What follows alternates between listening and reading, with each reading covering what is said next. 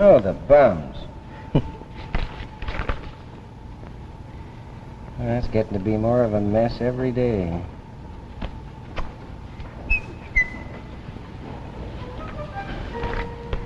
Oh, hi there.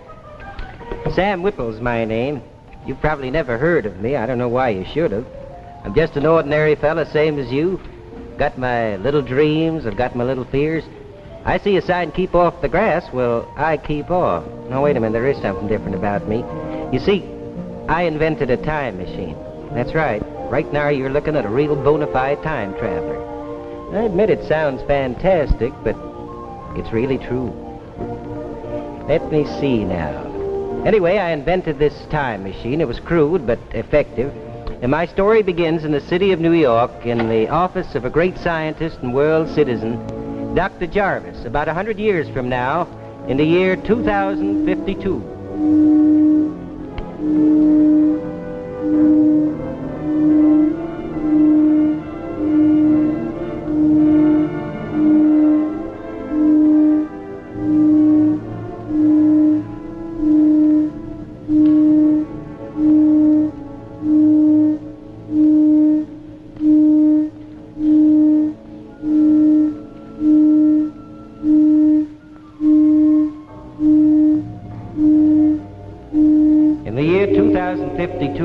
The whole world stood at the edge of doom.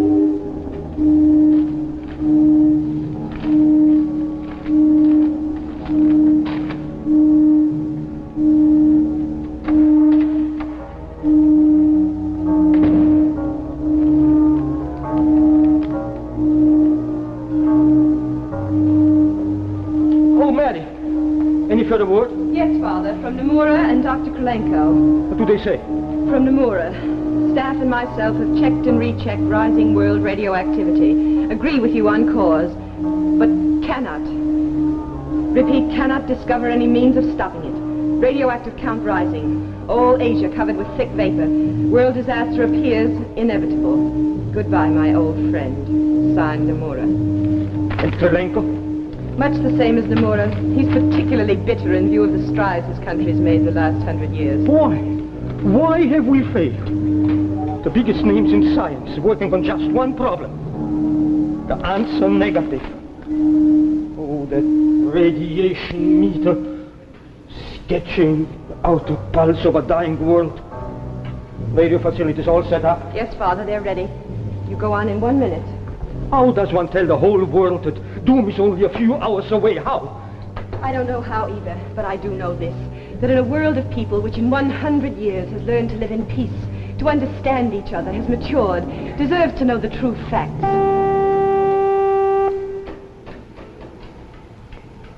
"15 seconds. I can't. You're a scientist. Would you like the true facts withheld from you? All right.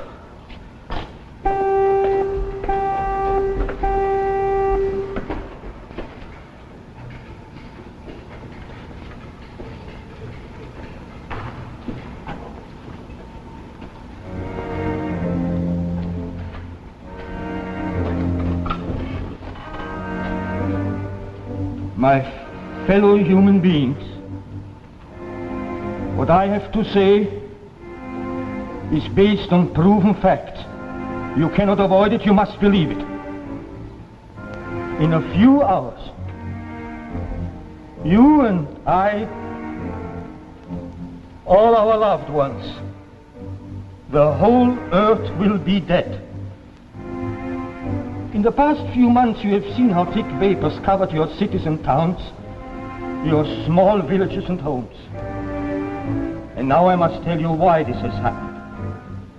100 years ago, at the beginning of the atomic age, when the atom was a plaything, and the people of the world, like quarrelsome, headstrong people, a certain scientist discovered a rare element.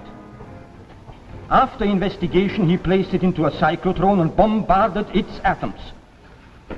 A chain reaction resulted. A slow, imperceptible reaction. The scientist in his calculations made one small mistake, and though he checked and rechecked his findings, he never noticed it. The The chain reaction grew and grew, the entire world slowly becoming radioactive.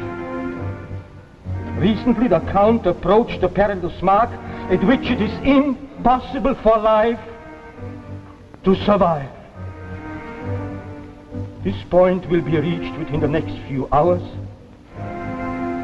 There is no escape. Listen. There is your heartbeat. This is an ironic tragedy which has befallen us. In the 100 years since 1952, you, the people of the world, have abolished war, disease, hatred, and bigotry. But one tiny mistake, committed by those before your time,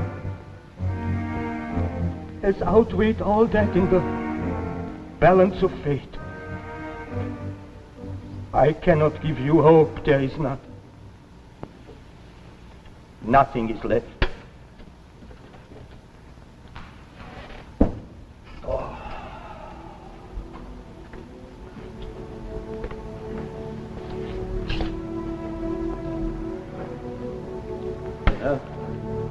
Nothing to do now but wait.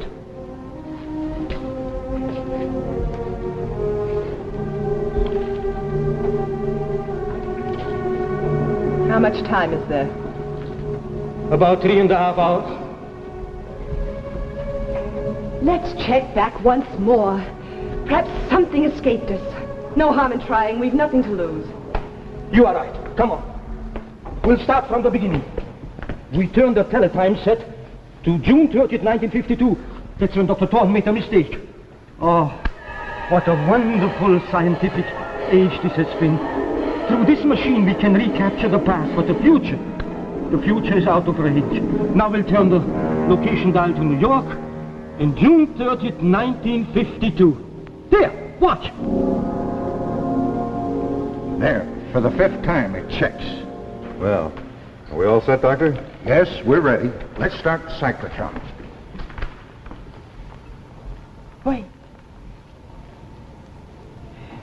Wait, you've made a mistake. Oh, that's You mustn't. no use. Mary, it's too late to tell them. Why, Father, why? Look, we've been able to recapture time. Why couldn't I go back into the past and make them discover the mistake before they make it? We cannot change the past. Only a human being living before June 30th, 1952 could prevent this mistake before it happened. But how could we get somebody from 1952 here? They weren't even close to time travel in those days. Wait a minute. There is one man. A Sam Whipple, I think he's called. Yes, before all this happened, I amused myself watching him. A very serious young man, but quite amateurish.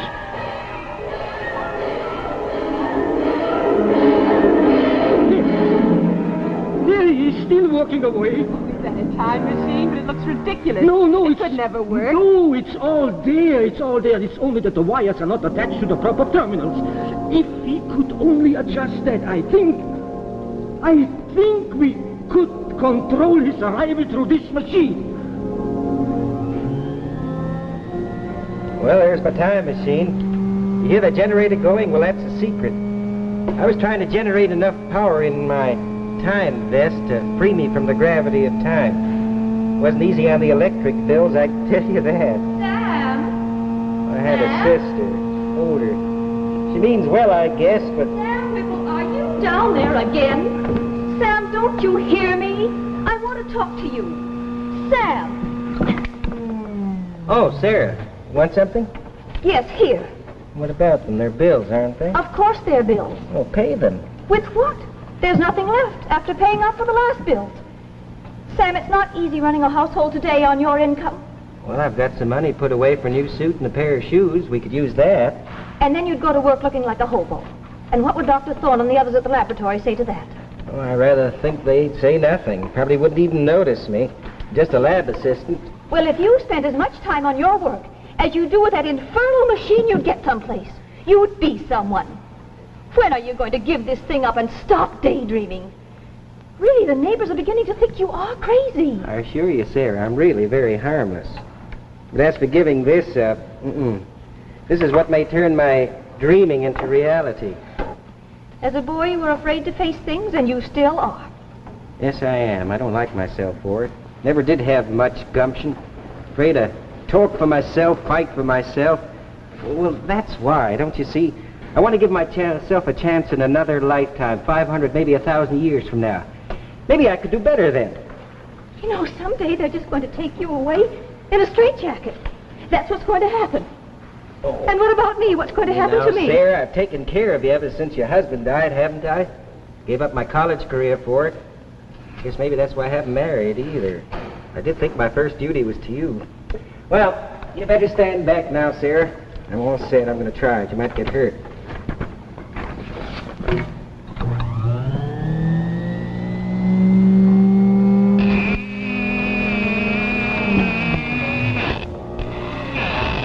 I guess not this time. It's these wires. If I could only get them straight.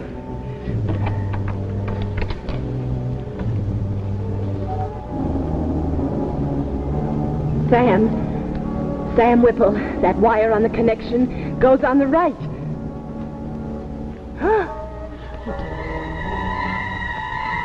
Father. Yeah.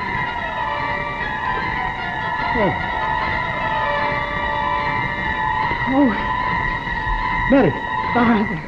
Father. Yeah. I beg your pardon for bursting in like this, but He could you made tell it. me where I am? He made it. Sam Whipple, I'm Mary Jarvis. This is my father, Dr. Jarvis. Welcome to the 21st century.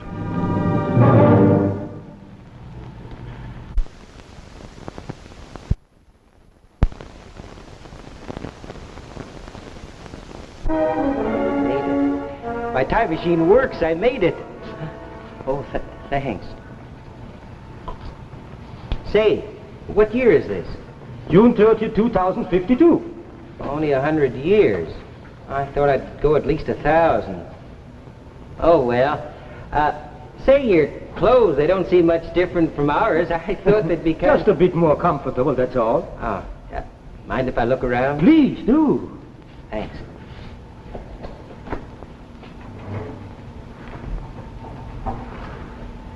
Father, shouldn't we ask him? It's almost 3:30. Only 2 more hours. I know, but I think we should give Mr. Whipple a chance to get his bearings. Say, wait a minute. How did you know I was coming? The teletype said you saw. Through it we can look back into the past. That's how we knew. Hey, that's wonderful. Say, if I stayed here, do you suppose I could work on things like that and all of this? I'm a lab assistant with Dr. Thorne. You know him? We've heard of him. I think if I could get to do some real studying at a good school, well, that would take money, wouldn't it? That is not necessary. The government takes care of everybody's tuition. The government? Well, how can they afford it? What with defense and armies and things like that? That's no longer necessary. We are at peace with the world. You mean no Cold War with any country? No, we are all the best of friends. Yeah, that's wonderful. Oh, I could like it here. What about diseases? We've discovered the cause and cure of cancer, among other things. Cancer. You know, my father died of cancer. Please, I have a favor to ask. Is it possible for me to stay in this century, live my life out? I'd give value in return. I'd work. I'd do anything. I don't have to worry about my sister. The insurance will take care of her. Please, is it possible? I think so, but... What's that? Radiation meter. Measures radioactivity. Oh, I see. We call that a Geiger counter in our time. Hey, wait a minute. Doesn't that mean there's something radioactive around here? The whole world? I don't understand. A nuclear bombardment in 1952 started a slow chain reaction which has steadily grown into an overpowering radioactivity. At 3:30, the danger point will be reached. The whole world and all in it will die. Oh, I don't believe that. I can't. See for yourself. Why do you think the fog is so thick outside? But how? A mistake? Made by your own Dr. Thorne and Mr. Adams. Mistake made by Thorne and Adams. Well, how can you be sure? We saw them on a teletype set. If only I'd known. You know now. Isn't it too late? For us it is. There's nothing we can do. But this happened in your time, Sam. You could stop it. You want me to go back? Oh, no. No, I can't. Dr. Thorne's a very important man. He wouldn't listen to me. Make him, Sam. You can make him. In the few moments I've been here, I've known more happiness than I've ever known in a lifetime. I wish I could stay, if only for this one last hour. But it means the whole world's going to die, doesn't it? All the people. Okay, I'll do it. Can you help me get back? Yes. All right. I'll do the best I can. And then, if you don't mind, I would like to try and get back here. Oh, yes, Sam. Please come back. Okay, Dr. Jarvis. All right.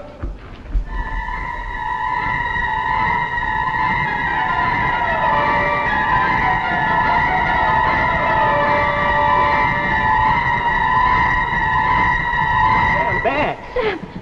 Hey, where's my umbrella? Sam, where have you been? Where? It worked, Sarah. It worked. It worked. I don't Here, help me understand get what's this going off. on around here. I'll tell you later. What time is it? It's 10 past 3. Past it. It gives me 20 minutes. I'll see you later, 20 Sarah. minutes for what, Don't Sam? have time. I've got to hurry. Sam! There, for the 5th time it checks. Well, are we all set, Dr. Thorne? Yes, Adams, we're ready. Let's start the cyclotron. No, wait, please. You've made a mistake. You mustn't. Who in thunder is this? Say, I know you. You're one of the lab assistants. Whipple, I believe. That's right, sir. I'm sorry to barge in like this. I hope I didn't startle you. Whipple or whatever your name is. What the devil are you I'm talking sorry, about? sir. I know it must seem crazy to you, but have you checked? You've made a mistake on your calculations. I know you have. But you've never seen these papers. Yes, sir, I have. 100 years from now on a teletime set. Dr. Jarvis pointed it out to me. Jarvis. 100 years. Well, this man's obviously insane. I'm going to throw him out. I'm not crazy. You've got to listen to me. Dr. Thorne, have you checked these figures? Of course, I've checked and rechecked at least 5 Well, times. then please check them again. The whole world depends on it. Since you know so much, where did I make my mistake? I don't know. But I tell you this. If you bombard the atom of this element you've been working on, you'll start a slow chain reaction. It'll grow and grow, and in 100 years it'll destroy the whole world. All right, Adams, I've heard it enough. Let's get going. No, you don't. You wouldn't dare.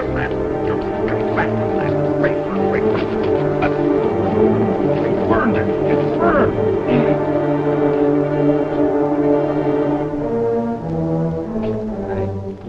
I think you'll have to check back now. I'm sorry to cause you all this extra work, but you did make a mistake, you know. What do you... Whipple, get out of here and don't ever come back. You're fired. You can't fire me. I quit. Quit. Hey, that sounds good. I'm going back to the year 2052 where a man can have a future. Good day, gentlemen. Burned. All burned. A mountain of work. Guess we'll have to start again. Adams, I wonder, do you suppose I could have made a mistake?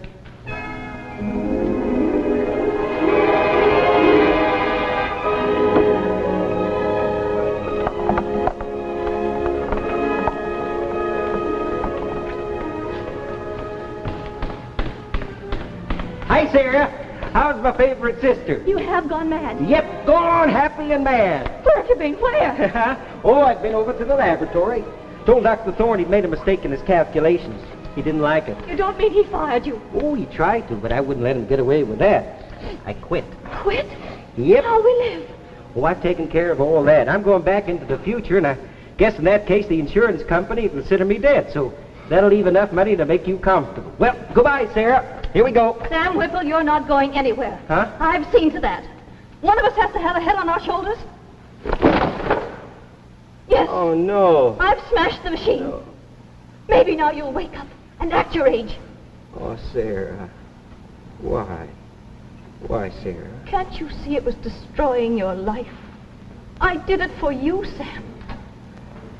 Now come along upstairs. Come on like a sensible person, and I'll make us both some coffee.